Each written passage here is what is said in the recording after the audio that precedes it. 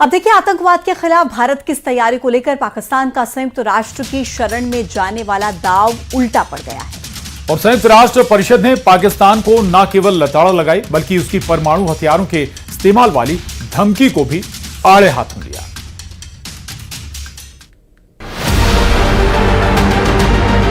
पहलगाम हमले के बाद आतंकवाद के खिलाफ भारत की तैयारी पाकिस्तान के गले की फांस बन गई है। वो संयुक्त राष्ट्र परिषद में गया तो था भारत के खिलाफ जहर उगलने, लेकिन यूएनएससी जाने का पाकिस्तान का दावा उसके लिए उल्टा पड़ गया। संयुक्त राष्ट्र परिषद ने न केवल आतंकवाद पर पाकिस्तान से सवाल पूछे बल्कि आतंकी संगठन लश्कर-ए-तोयबा की भूमिका को लेकर पाकिस्तान को जमकर लताड़ लगाई और यूएनएससी ने पाकिस्तान के फॉल्स फ्लैग नैरेटिव को सिरे से खारिज कर दिया। संयुक्त राष्ट्र परिषद ने पहलगाम आतंकी हमले की निंदा की और हमले के लिए जिम्मेदारों को सजा दिलाने पर जोर दिया। साथ ही धर्म के आधार पर टारगेट किलिंग पर भी चिंता जताई। इसके साथ ही पाकिस्तान के मिसाइल परीक्षण और परमाणु हथियारों की धमकी को भी तनाव बढ़ाने वाला बताया। यानी पाकिस्तान की भारत के खिलाफ की साजिश अंतर्राष्ट्रीय मंचों पर एक बार फिर नाकाम हो गयी।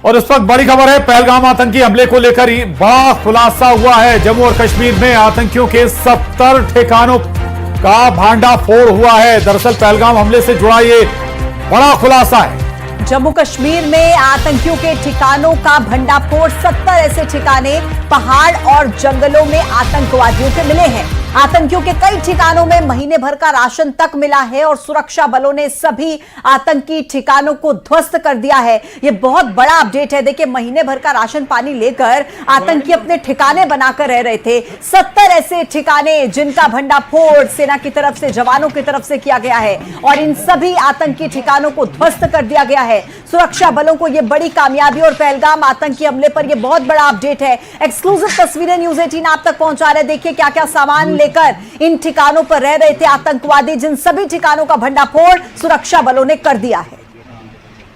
ये तो अपने फौजी बैग है।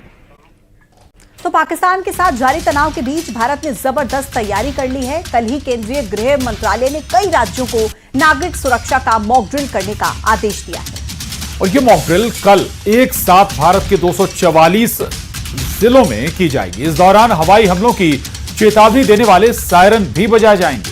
आम नागरिकों और छात्रों को भी ट्रेनिंग दी जाएगी कि ऐसे हालात में वो खुद को कैसे बचाएं।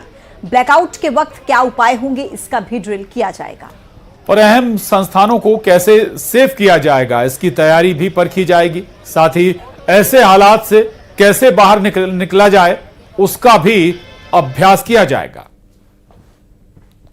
तो पटना, लखनऊ, जम्मू, भुवनेश्वर, फिरोजपुर, श्रीनगर, राजधानी दिल्ली, ये सभी देखिए वो जिले, वो राजधानी, वो शहर जहां पर मॉक ड्रिल कल आपको देखने को मिलेगी। पूरे देश में 244 जिले ऐसे हैं जहां पर यह अभ्यास किया जाएगा। सायरन बजते आपको सुनाई देंगे। तो पाकिस्तान पहले से ही खौफ में है, कहीं ना कहीं आशंका है और इस बीच कल भारत में मॉक ड्रिल।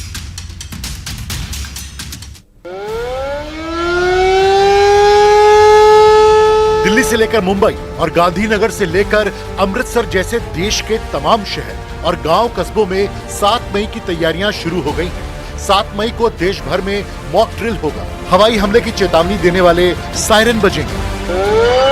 इस ड्रिल का मकसद बेस्ट केस सिनेरियो के लिए, यानी अगर युद्ध की स्थिति आई और दुश्मन मुल्क की ओर से हवाई हमले की सूरत बनी तो फिर आम नागरिकों का बचाव कैसे हो, इसके लिए ये मॉक ड्रिल कराई जाएगी।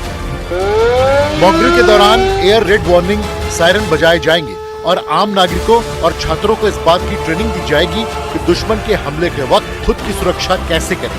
ड्रिल के दौरान ब्लैकआउट की तैयारी और महत्वपूर्ण प्लांट्स और संस्थानों को जल्दी से छुपाने की व्यवस्था भी की जाएगी। इस अभ्यास के दौरान एयर रेड वार्निंग सायरन बजाए जाएंगे और आम नागरिकों और छात्रों को इस बात की ट्रेनिंग दी जाएगी कि दुश्मन के हमले के वक्त खुद की सुरक्षा कैसे करें।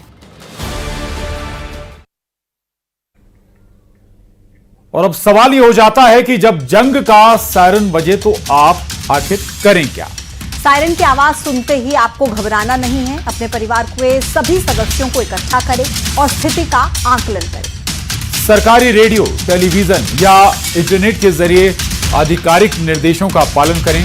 अगर आप घर में हैं तो खिड़कियां और दरवाजे बंद रखें। और अगर आप बाहर हैं तो पास के ही बंकर या फिर किसी सुरक्षित जगह पर जाएं। परिवार और अपने दोस्तों से संपर्क में रहें। अगर आपातकालीन सेवाओं की जरूरत हो तो स्थानीय आपातकालीन नंबर पर कॉल करें। और सड़क पर वाहन चलाते समय ट्रैफिक संकेतों और पुलिस के निर्देशों का पालन करें। इमरजेंसी गाड़ियों को रास्ता दें।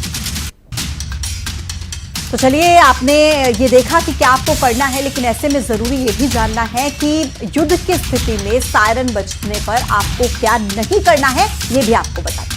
दरअसल जंग का जब सायरन बजे तब पैनिक ना फैलाएं, घर के खिड़की दरवाजे ना खोलें और अधिकारियों के निर्देशों को ना तोड़ें। जब तक बहुत ज्यादा जरूरी ना हो घर से बाहर ना जाएं, अफवाहों पर ध्यान ना दें और ना ही अफवाह फैलाएं। तो ये तमाम चीजें हैं जिनका आपको ख्याल रखना है। और देश में पिछली बार ऐसी मॉकड्रिल 1971 की जंग के दौरान हुई थी। तब भारत ने बांग्लादेश की आजादी के लिए पाकिस्तान के साथ जंग की। और मध्य प्रदेश के 5 जिले भोपाल, जबलपुर, इंदौर, ग्वालियर और कटनी में भी कल मॉकड्रिल होने जा रही है। छत्तीसगढ़ के दुर्ग भिलाई में भी मॉकड्रिल होगी। इसको लेकर तैयारी भी की जा रही है। आप ये सोच रहे होंगे कि मॉकड्रिल के लिए इन शहरों को आखिर क्यों चुना गया है, तो ये भी आपको बता दें। बिल्कुल, दरअसल ये शहर आबादी के लिहाज से बड़े हैं और दूसरी बात, कुछ शहरों में डिफेंस एकेडमी भी हैं या फिर सेना के सामान बनाने वाली फैक्ट्रियां भी यहां पर मौजूद हैं। तो भोपाल और मध्य प्रदेश की राजधानी और बड़ा शहर है जो भोपाल है वो, और जबलपुर में देखिए ऑर्डिनेंस फैक्ट्री है। रक्षा तैयारियों में एक महत्वपूर्ण किरदार जबलपुर शहर का रहता है, इसलिए जबलपुर को भी चुना गया है। और इंदौर का अगर जिक्र करें तो इंदौर को मिनी मुंबई या फिर कहें आर्थिक राजधानी के तौर पर भी पहचान से मिलती है और व्यापारिक केंद्र भी है इंदौर।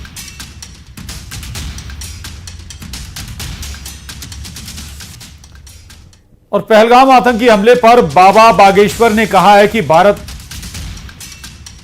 सरकार पाकिस्तान को घर में घुसकर जवाब दे और आतंकवाद को खत्म करे। पाकिस्तान के घर में घुसकर आतंकी ठिकानों को जड़-मूल से मिटाना चाहिए। भारत सरकार से हम यही कहेंगे कि आप ये जो हर बार कड़ी निंदा करते हो, ये कड़ी निंदा कब तक करोगे? इससे आपके ऊपर से भरोसा कम होगा। इसलिए भारत की सरकार को अपने भरोसे को दृढ़ करने के लिए, भारत को सुरक्षित करने के लिए, क्योंकि इससे फिर भारतीय विदेशी सैलानी भारत में आने से डरेंगे इस प्रकार के हमलों से, कि वहां तो आतंकवाद खुलेआम है, तो लोग यहाँ आने से डरेंगे। इसलिए भारत की सुरक्षा की बात है, ये भारत के सिद्धांत की बात।